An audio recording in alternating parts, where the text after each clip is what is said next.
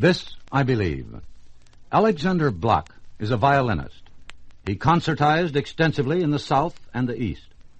He was a teacher for many years, and at one time had his own summer school of music in Hillsdale, New York. Now he is the conductor of the Florida West Coast Symphony Orchestra. Here is Alexander Bloch.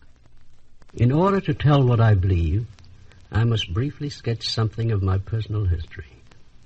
The turning point of my life was my decision to give up a promising business career and study music.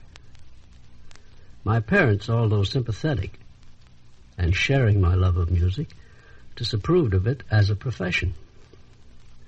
This was understandable in view of the family background. My grandfather had taught music for nearly 40 years at Spring Hill College in Mobile, and although much beloved and respected in the community, earned barely enough to provide for his large family. My father often said it was only the hard-headed thriftiness of my grandmother that kept the wolf at bay.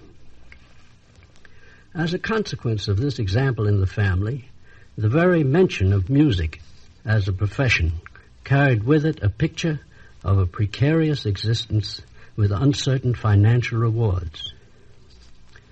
My parents insisted upon college instead of a conservatory of music, and to college I went. Quite happily, as I remember, for although I loved my violin and spent most of my spare time practicing, I had many other interests. Before my graduation from Columbia, the family met with severe financial reverses, and I felt it my duty to leave college and take a job. Thus was I launched upon a business career, which I always think of as the wasted years. Now, I do not for a moment mean to disparage business. My whole point is that it was not for me.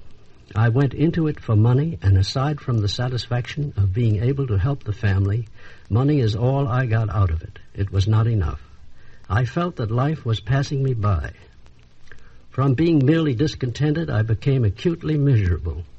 My one ambition was to save enough to quit and go to Europe to study music.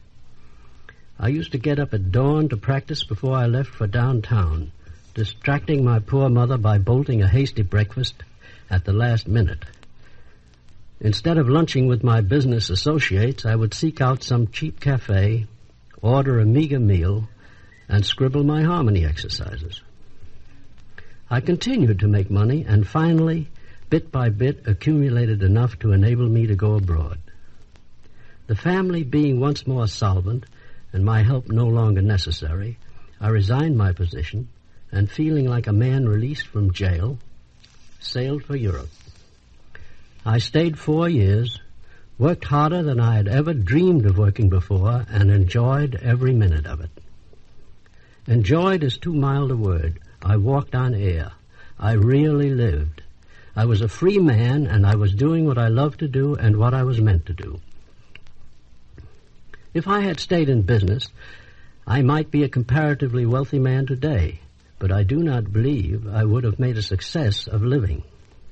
I would have given up all those intangibles, those inner satisfactions that money can never buy, and that are too often sacrificed when a man's primary goal is financial success. When I broke away from business, it was against the advice of practically all my friends and family. So conditioned are most of us to the association of success with money that the thought of giving up a good salary for an idea seemed little short of insane. If so, all I can say is, gee, it's great to be crazy. That was Maestro Alexander Bloch, a man with the courage and conviction to follow his true interests.